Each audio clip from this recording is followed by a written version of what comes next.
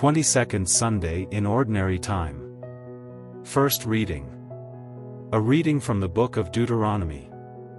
Moses said to the people, "Now, Israel, hear the statutes and decrees which I am teaching you to observe, that you may live, and may enter in and take possession of the land which the Lord, the God of your fathers, is giving you, in your observance of the commandments of the Lord, your God, which I enjoin upon you.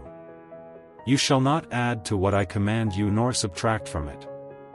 Observe them carefully. For thus will you give evidence of your wisdom and intelligence to the nations, who will hear of all these statutes and say, 'This great nation is truly a wise and intelligent people.' For what great nation is there that has God so close to it as the Lord, our God, is to us whenever we call upon him?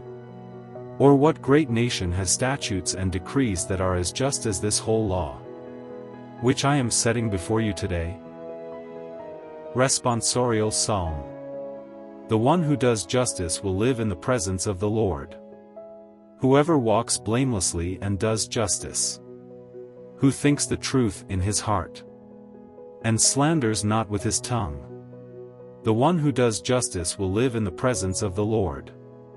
Who harms not his fellow man, nor takes up a reproach against his neighbor, by whom the reprobate is despised, while he honors those who fear the Lord. The one who does justice will live in the presence of the Lord. Who lends not his money at usury, and accepts no bribe against the innocent.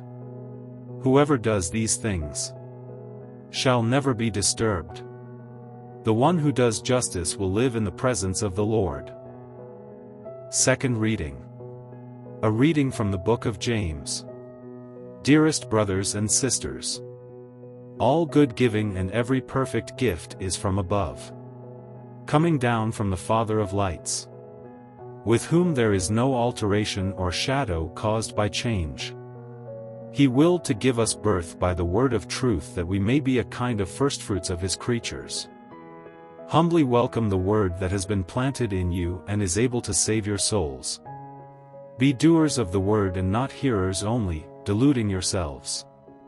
Religion that is pure and undefiled before God and the Father is this: to care for orphans and widows in their affliction and to keep oneself unstained by the world. Gospel. A reading of the Holy Gospel according to Mark.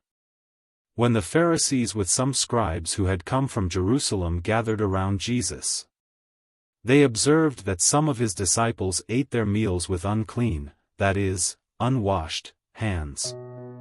For the Pharisees and, in fact, all Jews, do not eat without carefully washing their hands, keeping the tradition of the elders.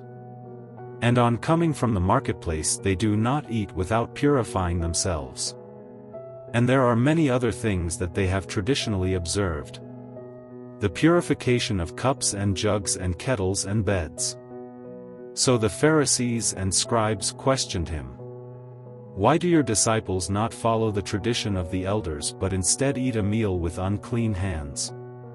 He responded, "Well did Isaiah prophesy about you hypocrites, as it is written, 'This people honors me with their lips, but their hearts are far from me. In vain do they worship me, teaching as doctrines human precepts. You disregard God's commandment but cling to human tradition.'" He summoned the crowd again and said to them, "Hear me, all of you, and understand. Nothing that enters one from outside can defile that person.